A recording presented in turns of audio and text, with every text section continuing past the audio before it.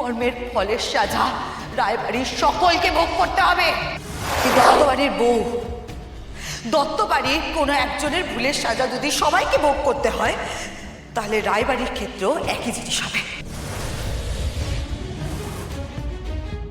পার্থসারথী রায়, প্রতাপ নারায়ণ রায়ের কুকর্মের ফলের সাজা রায়বাড়ির সকলকে ভোগ করতে হবে।